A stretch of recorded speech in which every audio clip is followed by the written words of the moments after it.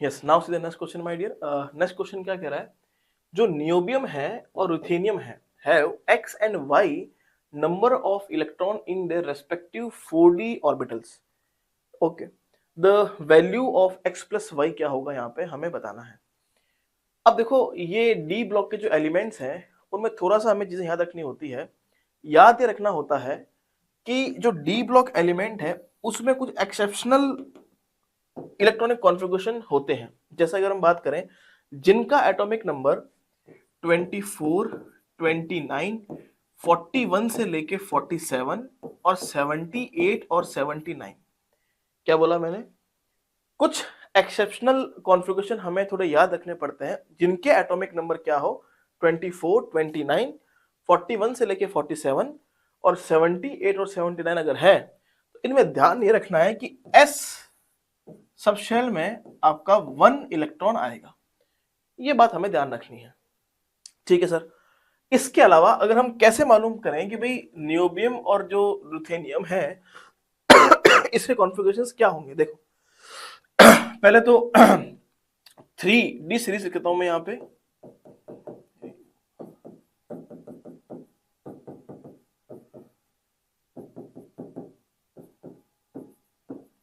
ठीक है, अब ये मुझे याद होना चाहिए, ये जो एलिमेंट्स लिखे हैं मुझे याद होना चाहिए। आप भले किसी भी निमोनिक से याद करो, मैंने तो ऐसा किया है, साइंस तेरी वाह करे मानो फिर कौन निकाले कॉपर, किसी से भी कर सकते हो आप, ठीक है। इसका एटॉमिक नंबर क्या है, 21 है, 21, 22, 23, 24, 25, 26, 27, 28, 29 और 30।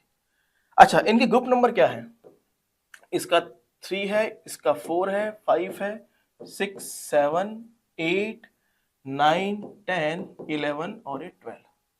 क्लियर है। अब जो क्वेश्चन में हमें दिए हैं वो कहाँ आएंगे, एक तो एनबी तो यहां आएगा,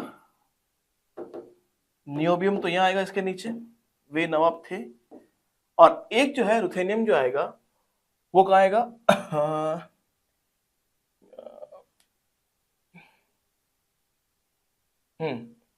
जो आपका रुथेनियम है ये यहाँ पे रुथेनियम यहाँ पे आएगा, ठीक है। अच्छा, इनके एटॉमिक नंबर क्या होंगे भाई, 23 प्लस 18 जोड़ लो और 26 प्लस 18 जोड़ लो, तो 23 और 18 कितने हो गए, 23 प्लस 18 अगर हम बात करें तो ये हो गया आपके पास 41, और 26 प्लस 14 अगर 18 अगर ऐड करें तो ये आ जाएगा आपके पास 44। ये मेरे पास पर है ना, क्योंकि अगर हम ये 3D से 4D आते हैं तो प्लस 18 हमें जोड़ने होते हैं।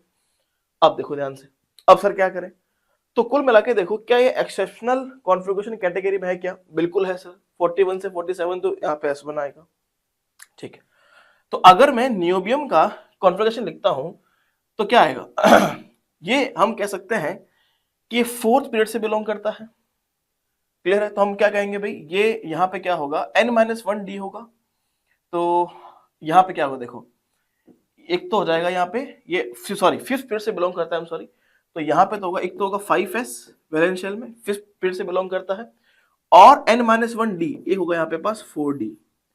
सिमिलरली यहाँ पे भी एक तो होगा 4d और एक होगा आपके पास 5s। यहाँ तक क्लियर है, क्योंकि n-1d होता है और ns होता है यहाँ पे। अब देखो ध्यान से, मैंने कह दिया कि जो एक्सेप्शनल कॉन्फ़िगरेशन है उसमें S1 आएगा, तो यहाँ पे भी S1 कर दिया, यहाँ पे भी S1 कर दिया। अब देखो ग्रुप नंबर क्या है, ग्रुप नंबर इसका 5 है, तो इसके वैलेंशियल में 5 आने चाहिए, तो एक तो मैंने भर दिया और ये आ गया 4, एक तो मैंने भर दिया 8 आने चाहिए, तो ये हो गया 7। ये हो गया इनके कॉन्फ़िगरेशन, इतना इजी है। क्लियर। तो अब क्या पूछा है क्वेश्चन में, x and y are the electrons in the respective 4d orbitals. तो यहाँ पे नियोबियम में 4d में कितना है भाई, यहाँ पे 4d में तो 4 है और यहाँ पे 4d में 7 है, तो 4 प्लस 7 कितने कितना हो गया, ये x का वैल्यू, ये y का वैल्यू कितना हो गया, 11 is the correct answer for this question, ठीक है ना, 11 इज द करेक्ट आंसर।